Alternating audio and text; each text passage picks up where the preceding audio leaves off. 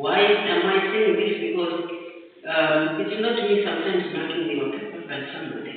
So he has to know, even though he's not an auditor, he should have an idea of how it goes about. The other thing is what? Just the design language. Okay. Procedure, we are supposed again to include the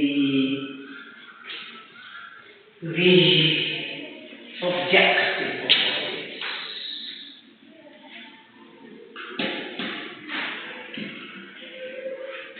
This is from the what? The organization, eh? Yeah.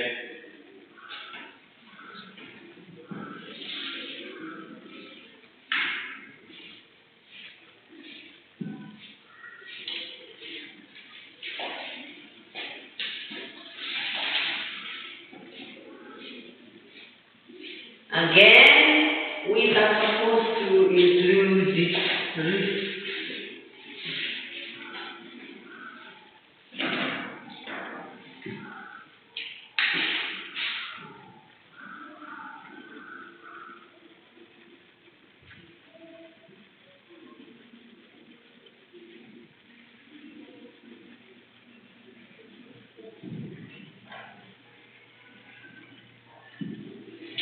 Risk and control.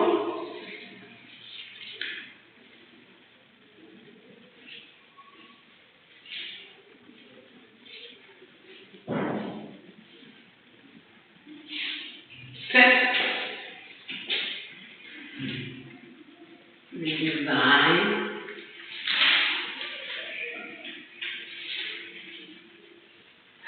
Adequacy.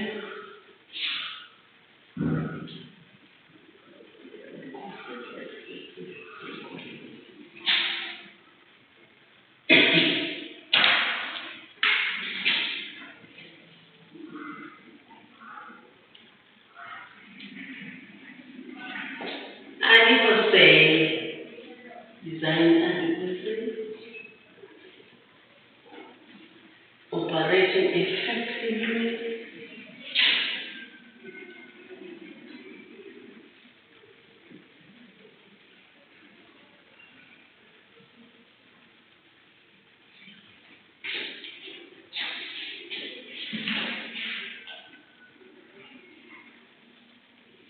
operating effectiveness of the targeted aim,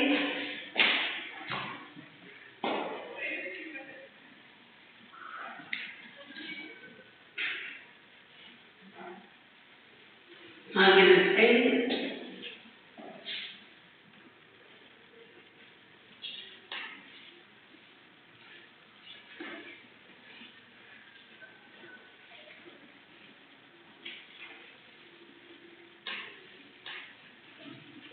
systems of internal control,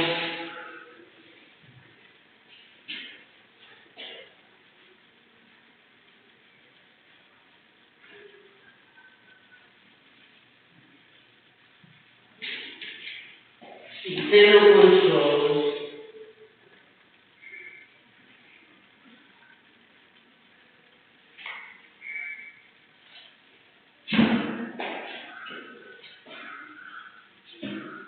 and align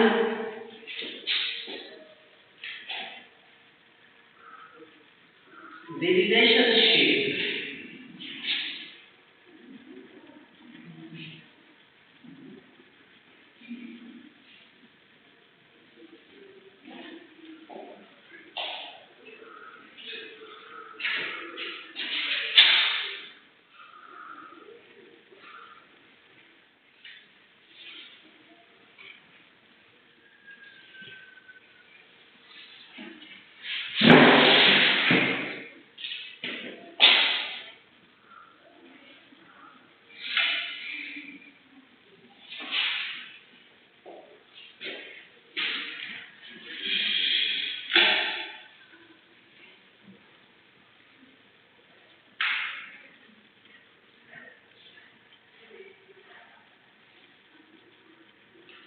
Then tests recorded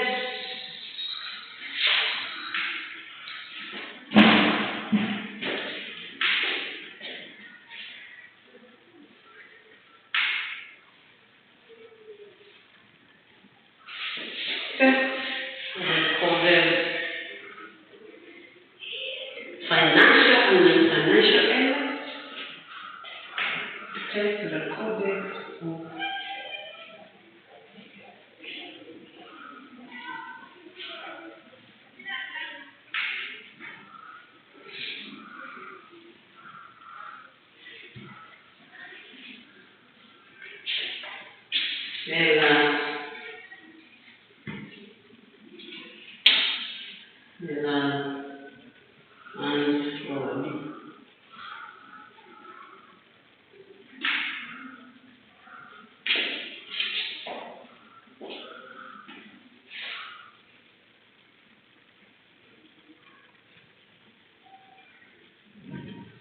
Obtain appropriate evidence.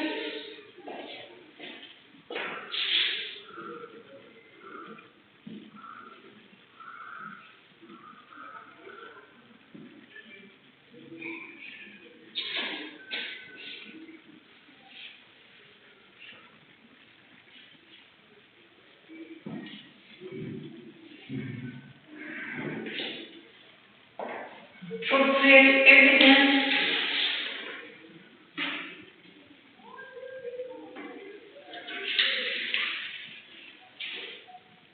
that is sufficient to achieve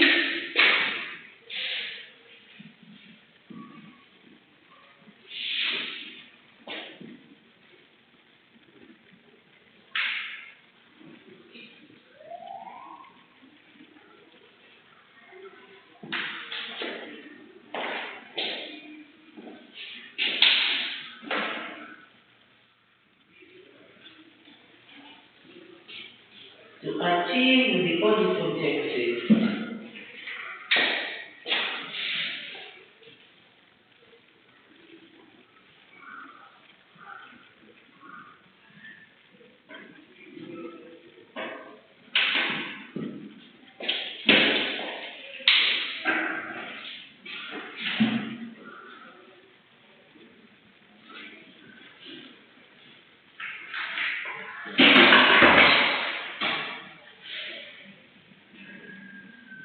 Determine the nature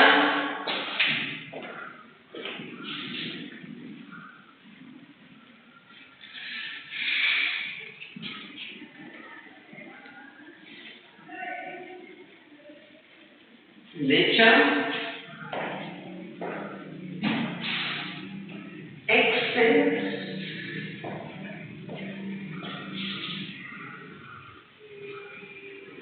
and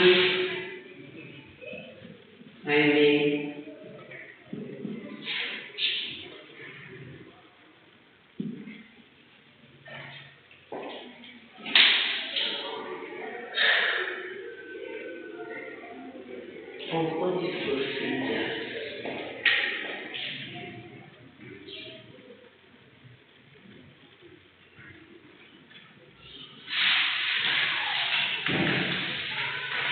So, according to the procedures, these are just some of them that us as auditors we have to know about that. So, nature of audit procedures. We've talked about that in conclusion. So, we want to look into nature of audit procedures.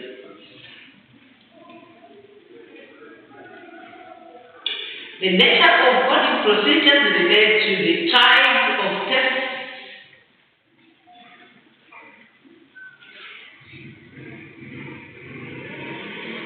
which is performed by the auditor to achieve his or her objective. Now, the nature of audit procedure, we're talking of this, your objective as an auditor. While in the first instance, where we have written the notes, we're looking at the objective of the organization.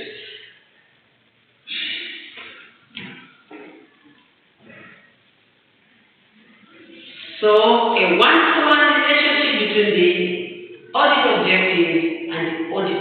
procedures are very rare. So individual audit procedures often provide evidence that is pertinent to more than one audit objective. And more than one audit procedure often is required to meet a particular audit objective. So different types of tests provide varying levels of assurance, take different amounts of time to conduct, and are more or less expensive. What are we talking about? We're talking about the nature of audit procedures. They differ. It's not every audit that you are going to do is the same with others. And not only that, we are supposed to relate the objectives of the organization. For example, they are saying we are supposed to audit because they want to see their performance. And then you have your own objective. The objective that you have is that you are supposed to give a true and fair view on what you are going to audit in connection of their requirements. So your objective can be to find out if they are maybe performing well or they are not. So these are some of the things that we should do, and not only that, we are supposed to test different levels so that we should have an assurance in connection of the nature of audit that we are doing.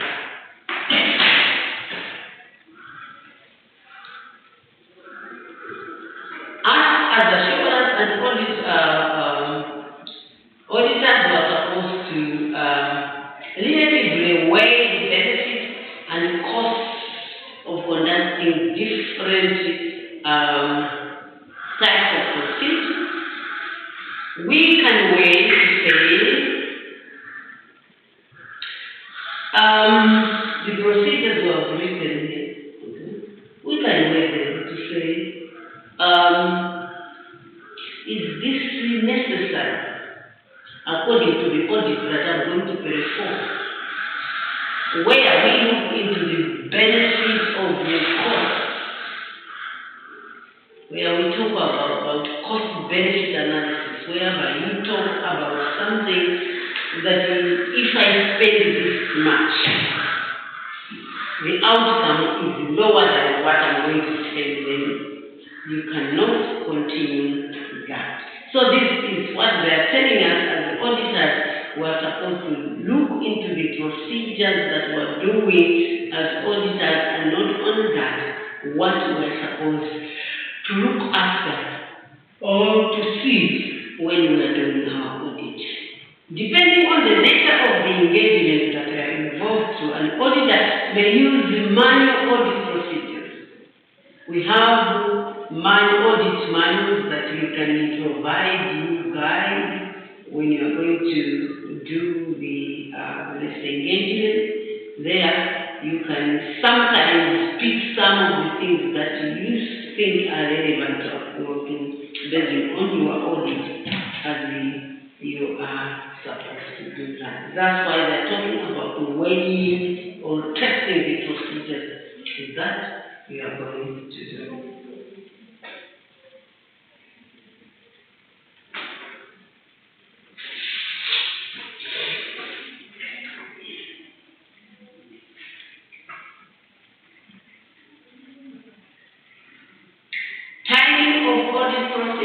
The timing of audit procedures pertain to when the tests are conducted and the period of time covered by the test.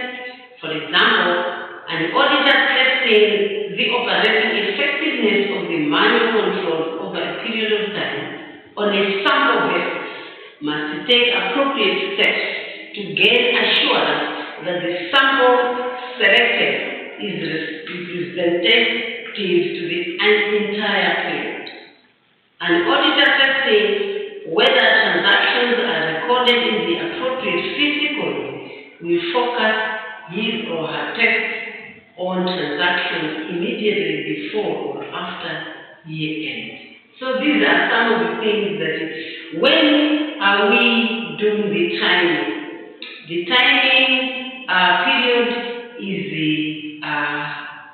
based on what you are going to do, based on the samples that you are going to involve yourself, and not only that, the appropriate steps that you're supposed to make an assurance on that particular, let's say, testing or whatever you're going to do or transaction.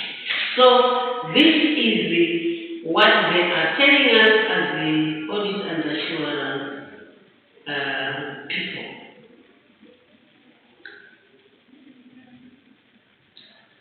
We as auditors can also test the operations of the computerized application control at a given time to determine whether the control is operating effectively at that particular time. Mind you, when we're talking about the audit and assurance, we're talking about going somewhere in an office.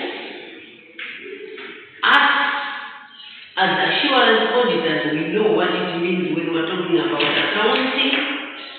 Accounting, they follow systems that are followed. And the other accounting offices use, let's say, computerized systems that they are doing.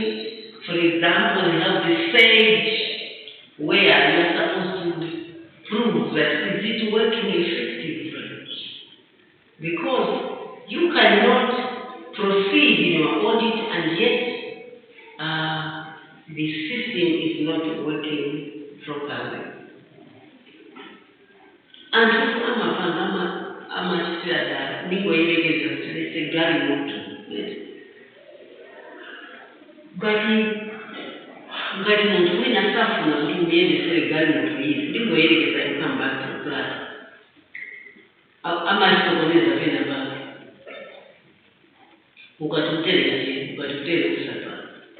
it's the same with what? With the accounting offices. You as auditors, for you to come up with an assurance, you're supposed to prove to say, yes, your computers are working nicely, or they are not.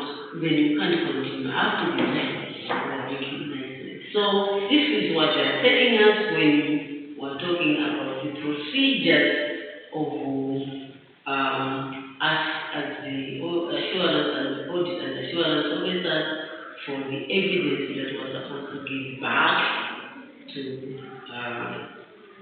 our office, or we have a record that is going to be maintained in the office. So they are saying we have manual procedures that sometimes are used. Commonly, manual audit procedures commonly perform manual audit procedures include inquiry. These are manual procedures: inquiry, observation, inspection,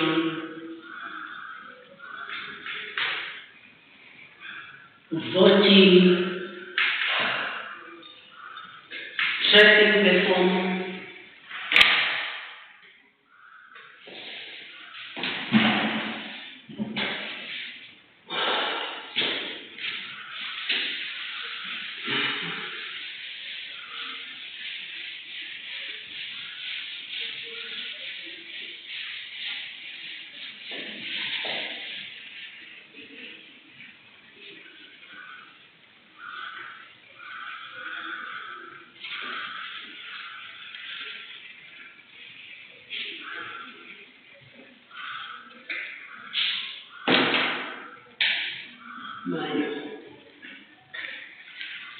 manual procedures. We're talking about the inquiry.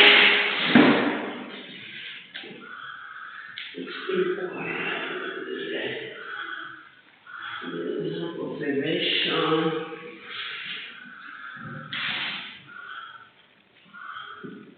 Then we have inspection.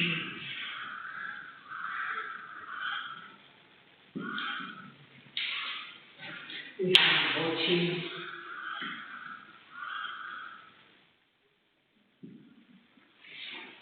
Then we have tracing.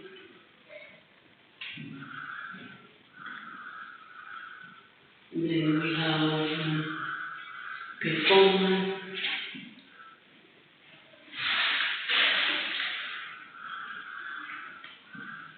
Then we have analytical.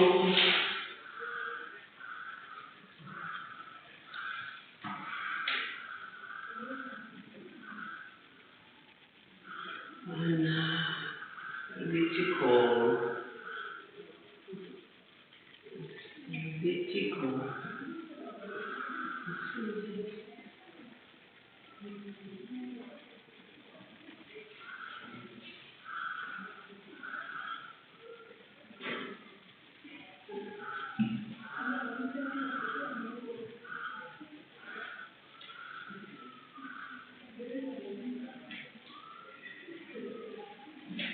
Continuation.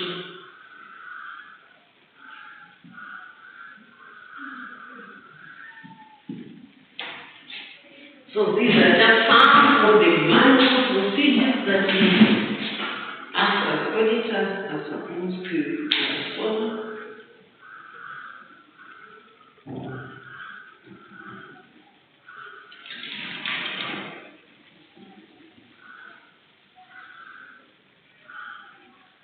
We have examples of some of them, but I think that is not so much important.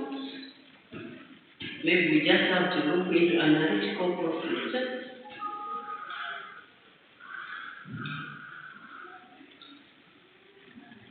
What do you think are analytical procedures? Analytical procedures? Matthew.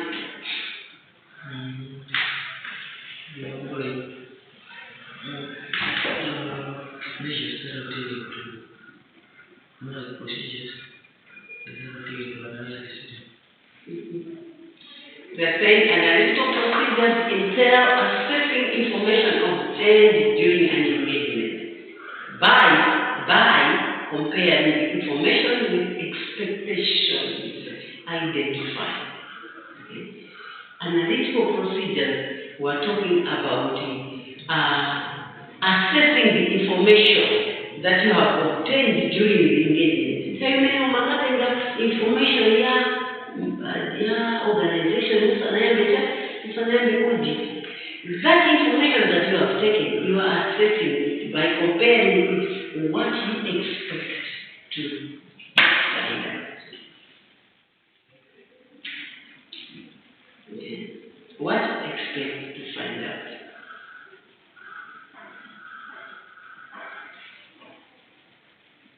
So what you find out is supposed to be done by you as an auditor, that is.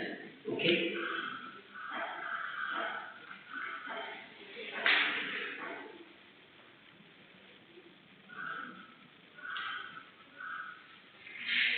So analytical procedures in auditing is that the auditor may reasonably expect certain relationship among different pieces of information to continue in the absence of known conditions or the contrary.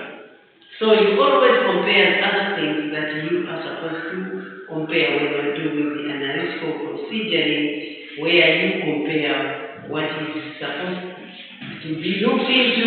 Either it can be the same or it can be contrary to what you expect. So it is very important for an auditor to develop expectations before you do the audit.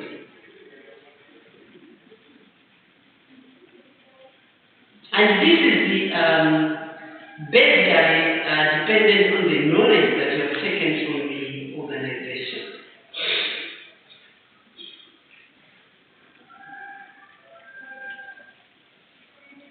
So before accumulating and analyzing information, ensure that the ensuring comparison are unbiased. When you are comparing the information that we are talking about, when you are talking about analytical procedures, It means you have to see that it's not biased.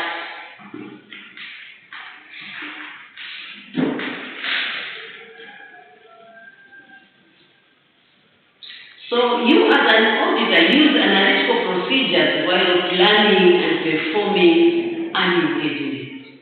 You use analytical. You are doing the engagement.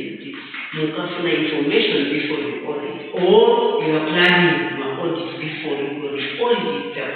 That's when you do the analytical procedure. So this is very important to us as auditors, that we have to have the analytical proceduring before we start the audit itself. This class comes Friday. So we have no class particular that much of there is on phone to master of basic and physics. Chairman, only the actual. We can't get to do everything. No, no.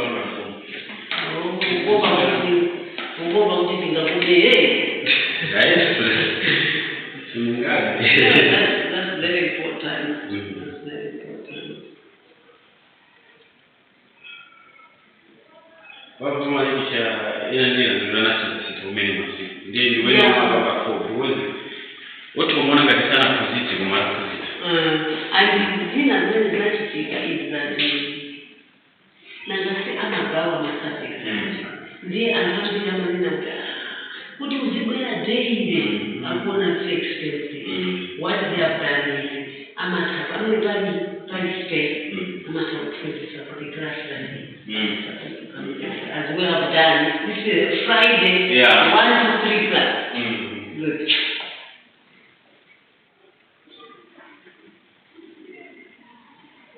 So,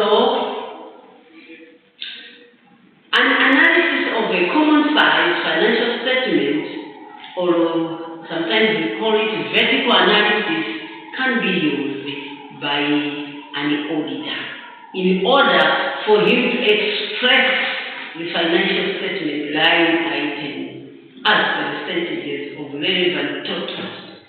For example, income statement items can be expressed as percentages of sales, and the balance sheet items can also be expressed as percentages of total assets.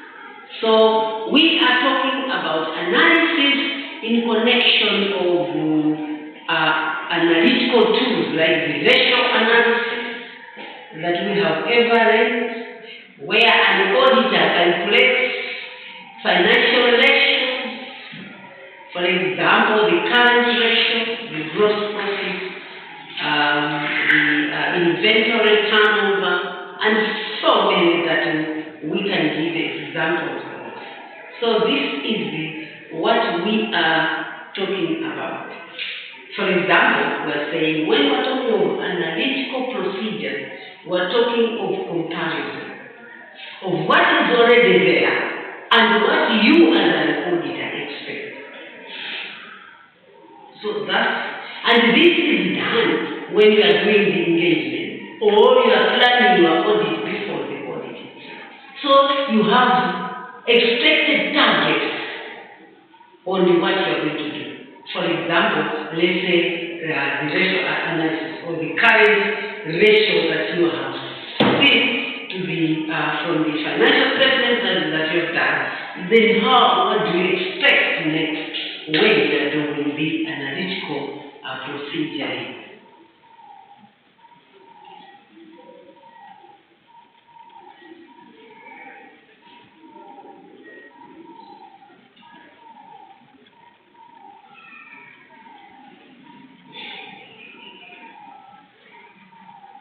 The auditor compares the performance information for the current fiscal year with the like information for one or more period.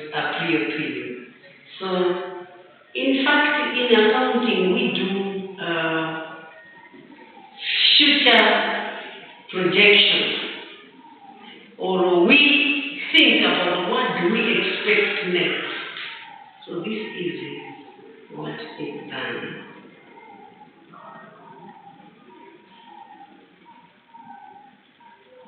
Analysis of future-oriented information should be done by the auditor for a number of critical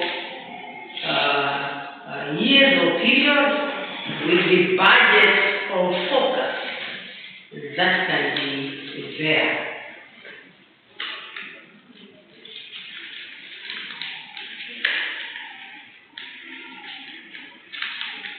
Again, the auditor can do the external benchmarking.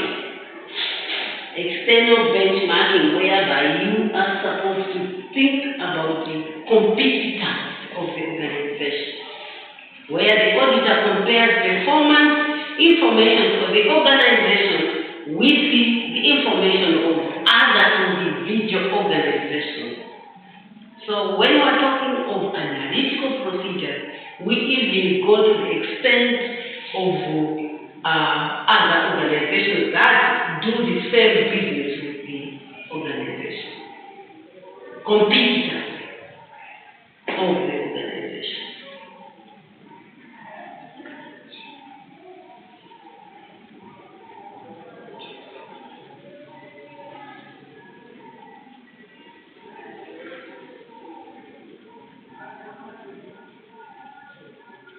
So if we're talking of internal benchmarking, we have talked of external benchmarking, where you compare the information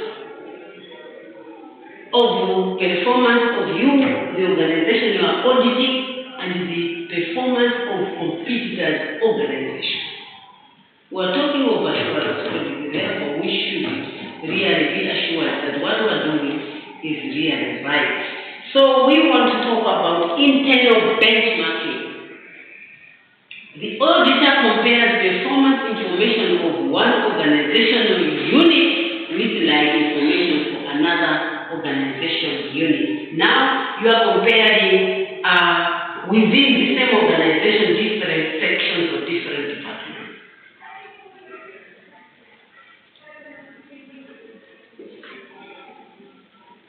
Sometimes you can look or obtain the direct written verifications of the accuracy of information from maybe an independent party, or evidence obtained from somewhere, but in connection with the same unit that you are looking into.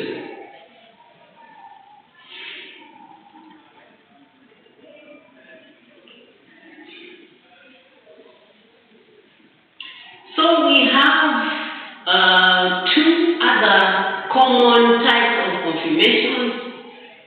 We have the positive confirmation, where we ask recipients to respond regardless of whether or not they believe the information. That's a positive confirmation, where you may ask the recipient to provide the information of, let's say, interest, or include the information on interest, and ask the recipient to indicate agreement or disagreement with the information.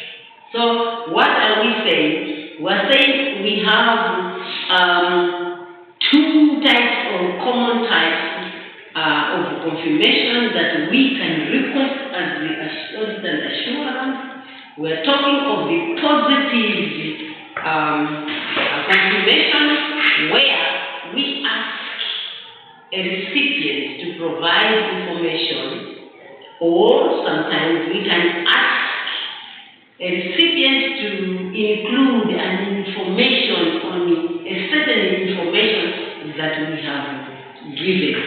So this is when we are talking about, let's say, when we want to have a confirmation on what we want to have be our evidence in our planning or our engagement. Any questions? Yvonne, questions?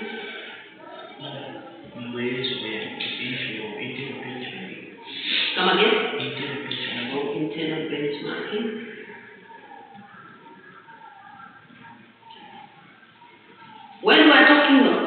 internal benchmarking, we're talking of where an auditor compares performance of one section, organizational section, with another.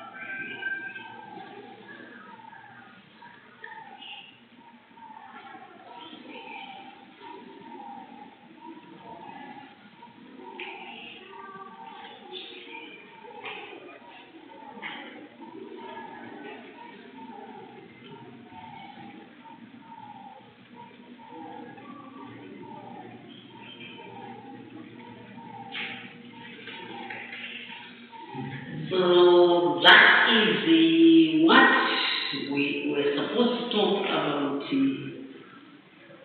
Let's say evidence and analytical procedure.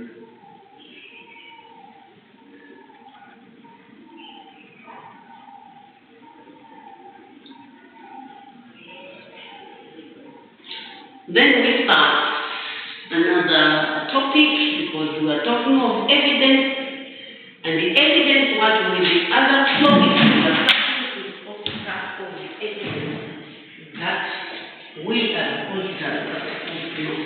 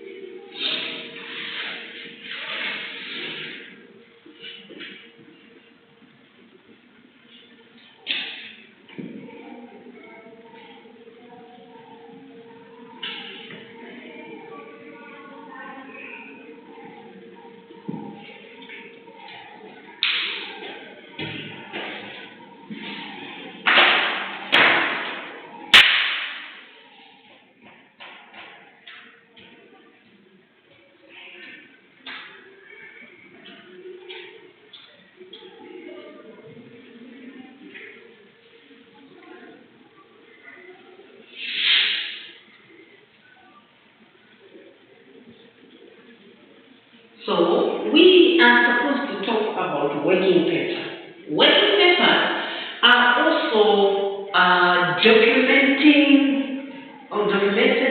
information that is required by an auditor to record as evidence.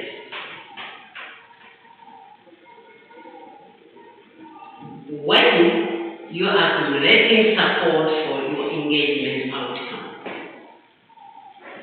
Mind you, when we are talking of working papers, other people have already audited that office before you did. It means you have got a document that is on how they planned, how they made their audit. And that document is in the organization, or is missing, or you inquire and ask for those that did the audit before.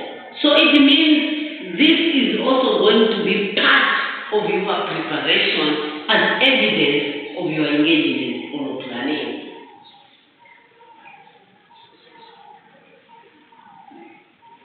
So documenting information provides supplemental guidance regarding properly preparing and documenting information in the audit working paper. So working papers also are very, very important for us to be part of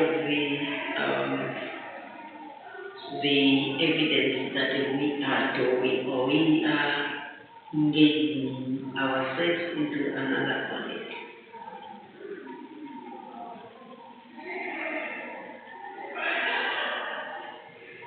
So purpose and content of working papers. Because of the many purposes a working paper says, it is difficult to overstate their importance. For example, working papers aid in planning and performing the engagement.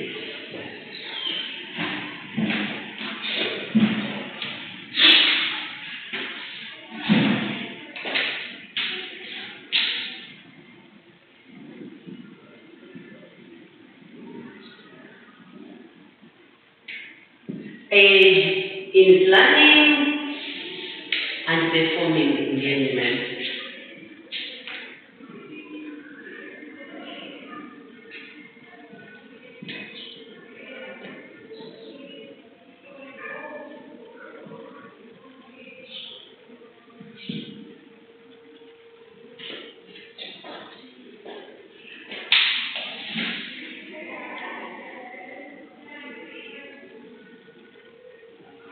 It also facilitates supervision of the engagement.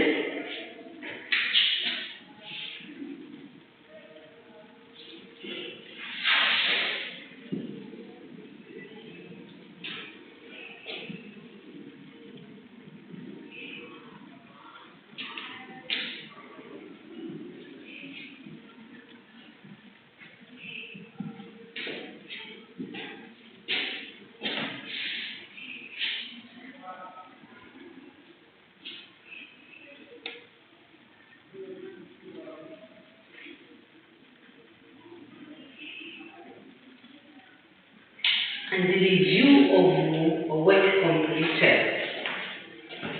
And review of work completed.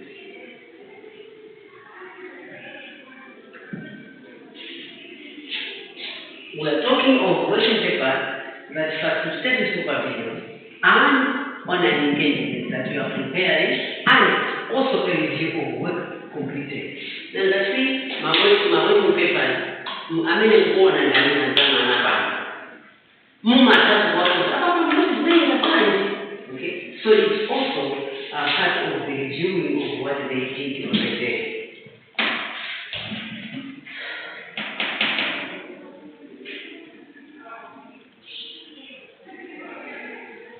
To indicate whether engagement objectives were achieved.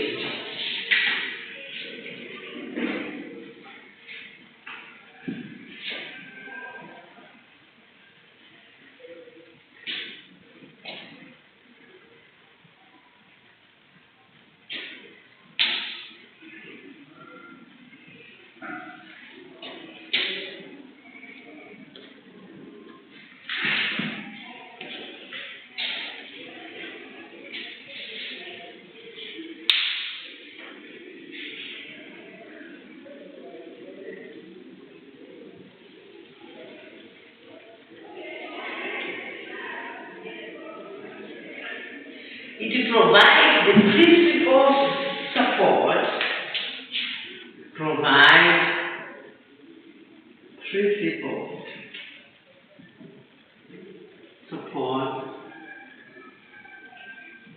to support for the auditor.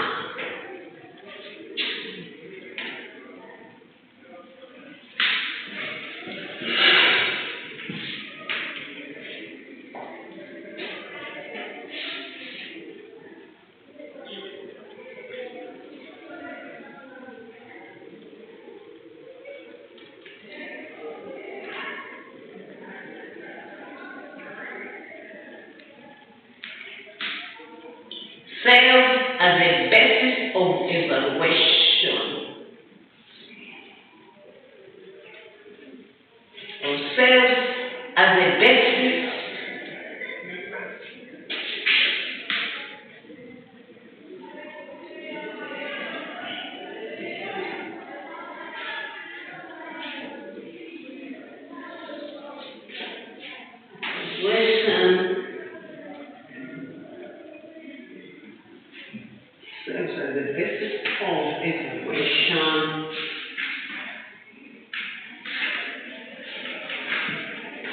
evaluation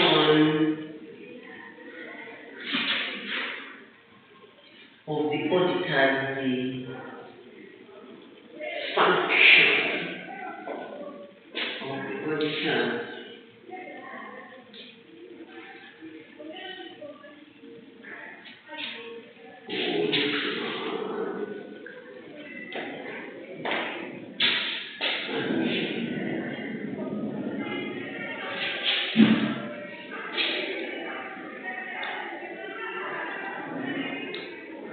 And the credit assurance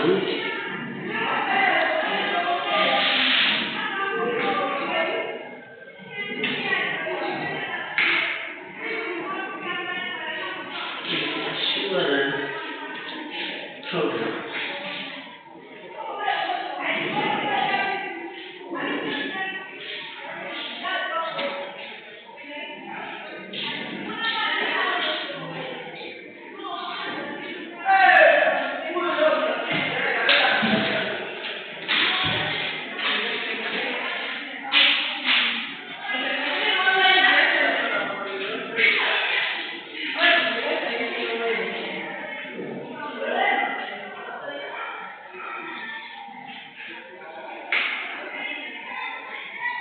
This is a cross-referencing system for all ingredients. It acts as a cross-referencing system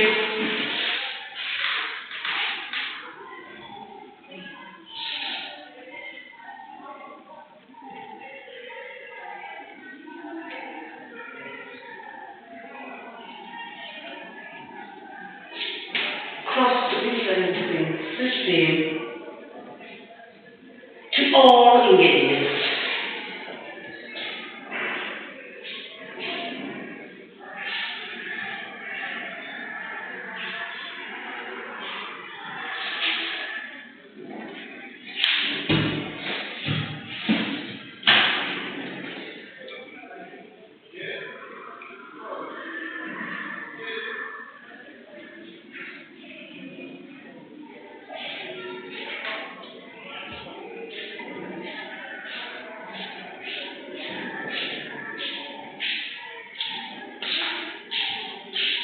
So I think we are going to continue from there because you see something a bit longer in connection of working papers.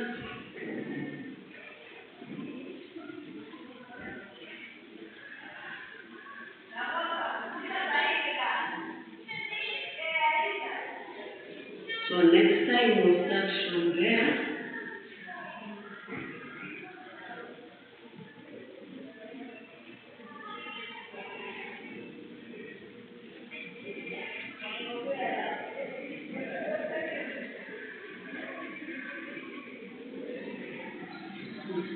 From there next time. Working papers as evidence of other audit.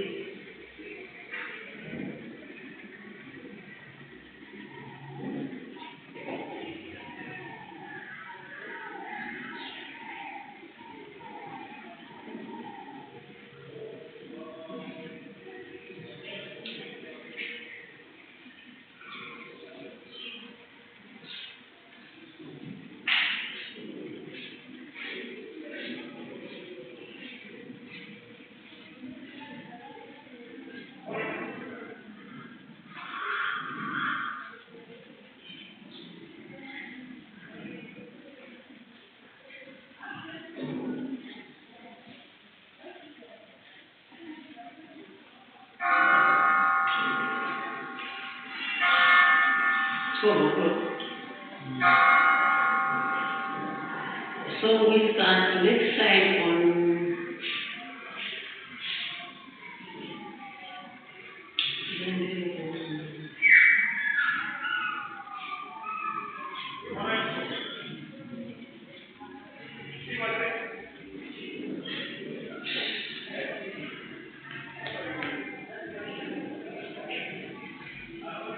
We start on types of working paper. Calendar, design types of working paper. Presentation, yeah.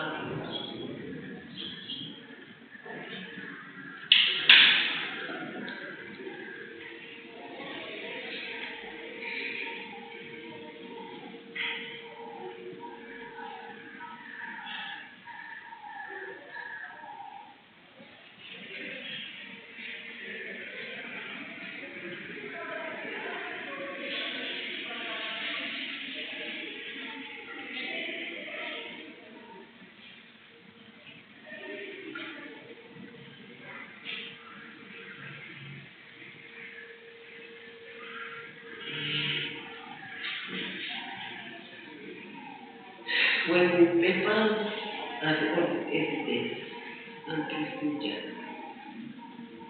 So we start on types of working paper.